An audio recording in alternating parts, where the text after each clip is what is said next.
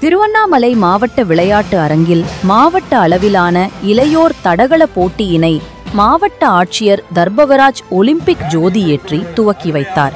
உடன் மாநில தடகள சங்கத்தின் துணைத் தலைவர் டாக்டர் கம்பன், கார்த்தி வேல்மாறன், மாவட்ட விளையாட்டு அலுவலர் சண்முகப்பிரியா உள்ளிட்ட பலர்